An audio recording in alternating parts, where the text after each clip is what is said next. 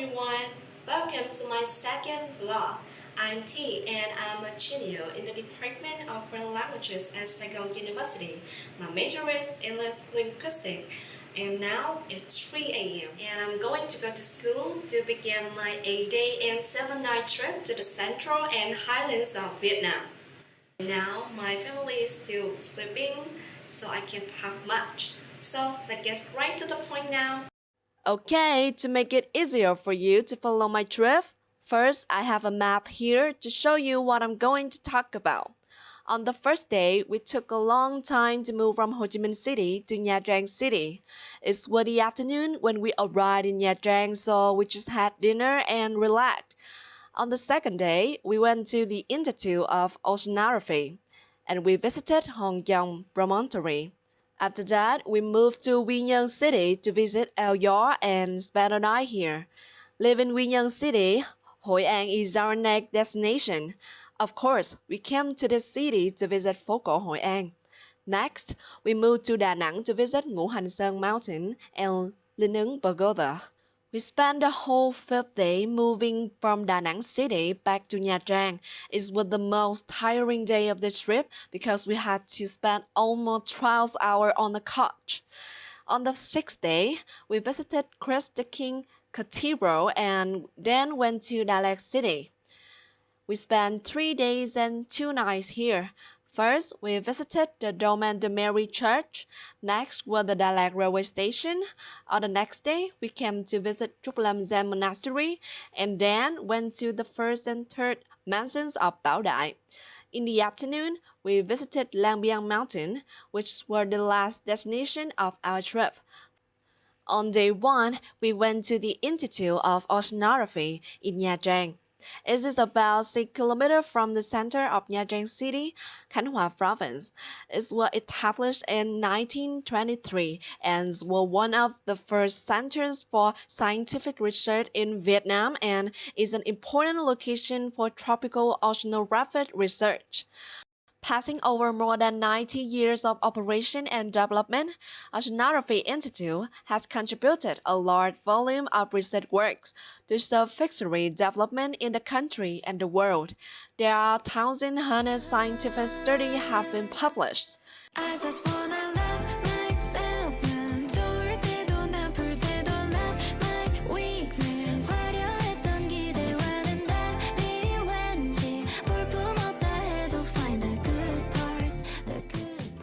Next, we came to visit Hong Kong Promontory, which located on La Sang Foothill in Nha Trang City.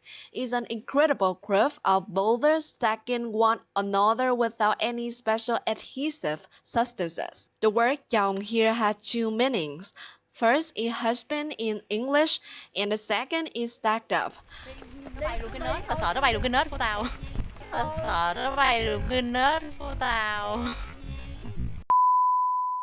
On day 2, we went to visit El Yor. Only 30 minutes from Quy Nhơn City Center, El Yor is one of the most impressive attractions you have to visit one time in your life. Do you hear the wind? The wind here is really strong. It seems that it can blow the people into the sea. In addition, we got here a bit late. It was already getting dark, so the sense wasn't very good.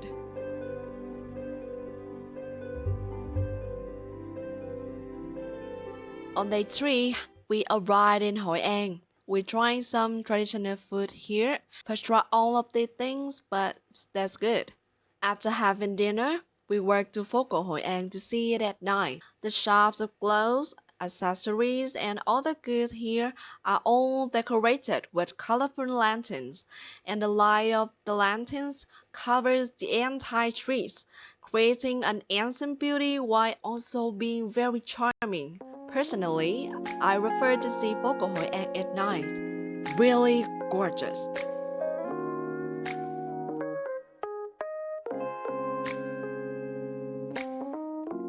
안녕 오늘도 같은 자리 버스 창가에 기대 앉은 내게 인사를 해. And I also interviewed a few foreign tourists who were working around here.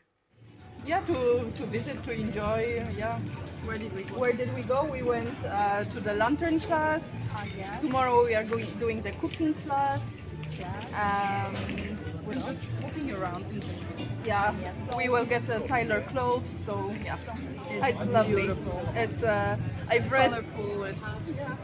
I've read somewhere that people compare it to the Venice of Vietnam, and I see why.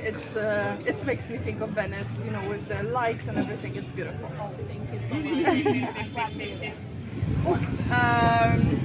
Banh mi. Cao lao. Yes. And spring rolls, fresh spring rolls. Oh, yeah, me too. Yes, yes, 100%. Okay, thank you so much. That's all. Yeah, thank you. Thank you. We've been here since yesterday. 2 days. Yeah.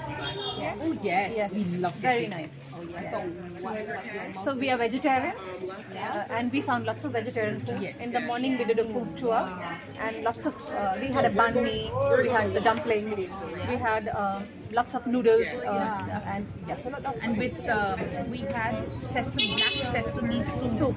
sesame soup, lots of coffee. I love the Vietnamese It was coffee. lovely. I think the people are beautiful. They're lovely people. Very kind, very so helpful. Of course, absolutely 100 times. That's all. Thank you so much. On day 4, we went to Phố Cổ Hội An to visit Cantonese Assembly Hall, also known as Quảng Assembly Hall, was built in 1885 by a Chinese merchant. This place is considered a very important religious and spiritual place for traders and a place for community activities. After that, we went to Ngũ Hành Sơn Mountain. After a short climb, we arrived at Linh Ứng Pagoda. I had shot several scenes here, but my phone crashed and the videos were lost. Only a few photos I took of the pagodas remain. Next, we visited Vân Thong Cave, another familiar name for the way to heaven. There are 2 small, rough, narrow, and dark holes. Come over them and you will see Cổng Trời, which gives the great impression that all natural views of the sea and sky are in your eyes, and you will enjoy the cooling, fresh air here. And here is a picture I took when other people were helping each other climb up to see Cổng Trời.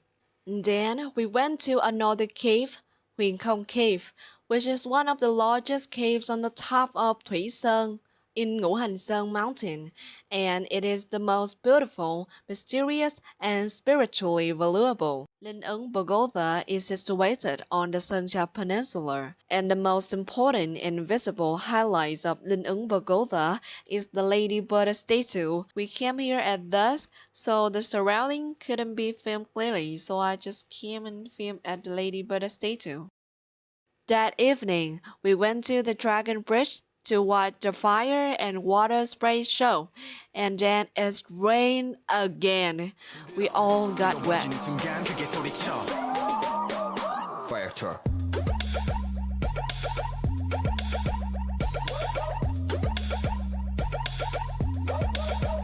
Yeah, beating it everywhere.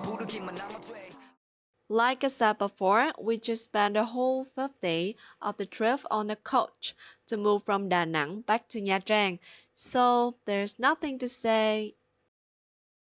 On day 6, we went to Christ the King Cathedral in Nha Trang. The cathedral was started building in 1928 and finished in 1933 under the leadership of Prince Brias Louis Vallée and architect Nasty.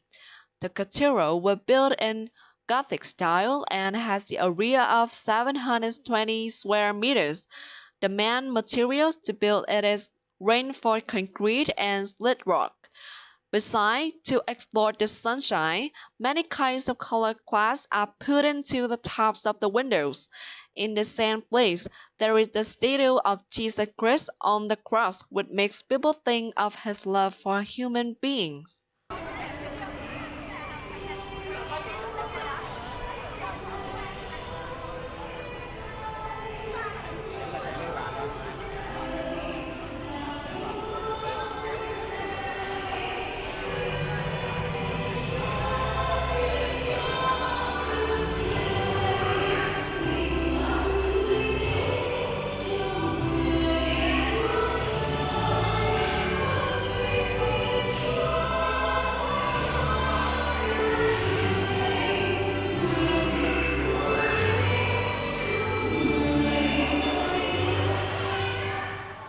After that, we left Nha Trang to move to Dalat City.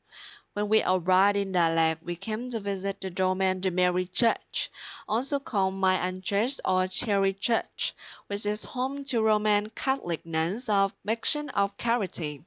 It is a 29.6-acre architectural complex consisting of the main church and two convents. It offers a scenic panoramic views of the city. It was built from 1930 to 1943 following the 17th century French style, with its pink color, which symbolizes joy and happiness, and its architecture, which is a harmonious combination of Western art and Vietnamese folk art. Next, we went to Trúc Lâm Zen Monastery, established in special social conditions with the aim of restoring the Trúc Lâm Yên Tử Zen School, founded by King Trần Thánh Tông. The Trúc Lâm Zen Monastery lies on a protected forest of 23 hectares, of which 2 hectares are the building area. The pagoda was built in 1993 to 1994 by Superior Buddhist monk Thích Thanh Tự, and it was designed in a style of Oriental architecture. Then we came to visit the third and first mansion of Bảo Đại. We had to walk a long way from outside the gate to get to the palace. Xin mời một lần nữa, xin mời các bạn trường đại học Sài Gòn, mình sẽ tập trung tại căn phòng đầu tiên này để nghe thuyết minh. Lời đầu tiên cũng xin chào mừng các bạn đã đến tham quan dinh Bảo Đại, và đây cũng là căn dinh thự của vị vua cuối cùng của triều Nguyễn và cũng là vị vua cuối cùng của triều đại phong kiến Việt Nam. Dinh thự được khởi công xây dựng vào năm 1933 và được xây dựng trong vòng 5 năm, đến năm 1938 thì hoàn thành. Và khi dinh thự này xây xong thì vua Bảo Đại ông vẫn đóng đô ở ngoài Huế. Hàng năm ông chỉ vào đây nghỉ mát và săn bắn cùng gia đình. Và khoảng thời gian từ năm 49 cho đến năm 54, đó là thời gian vua Bảo Đại giữ chức quốc trưởng. Ông sử dụng nơi đây làm nơi nghỉ ngơi và làm việc chính của ông. Và căn phòng đầu tiên mà các bạn đang tham quan đây là căn phòng làm việc của vua Bảo Đại, gọi là ngọn đồi Ái Ân. Và với diện tích sử dụng của dinh thự này là hơn 1.000 m².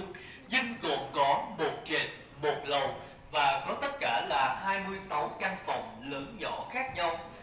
Toàn bộ nguyên vật liệu của dinh thự này được chuyển từ Pháp và miền Trung về để phục vụ cho việc xây dựng. Và dinh thự này thì cũng là nơi chứng kiến những ngày tháng cuối cùng của vị vua phải sống lưu vong này. Và các... This is the campus outside the third mansion.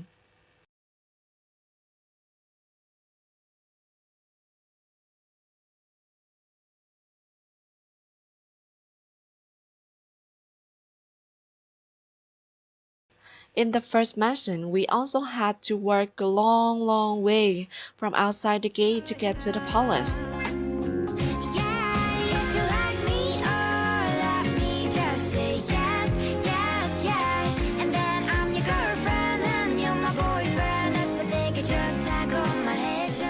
Dinh Một Đà Lạt hay còn được biết đến là dinh tổng thống đệ nhất Việt Nam Cộng Hòa.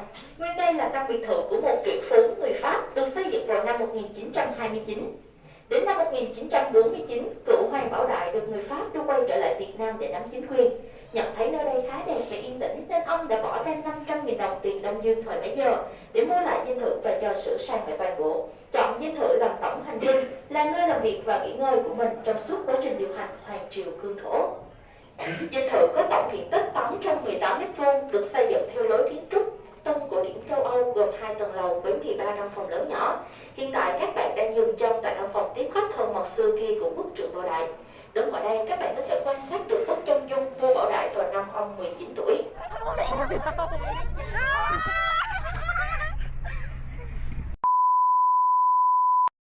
Our next destination is Lang Biang Mountain. It is located in Lạc Dương district, which is 12 km from Đà Lạt in the north. With its height of more than 2,000 above the sea level, Lang Biang Mountain has not only been an attractive tourist site, also kept legend about a passionate love of Cây Lang, a boy of Lat minority people, and He Piang, a girl of Chiu minority people.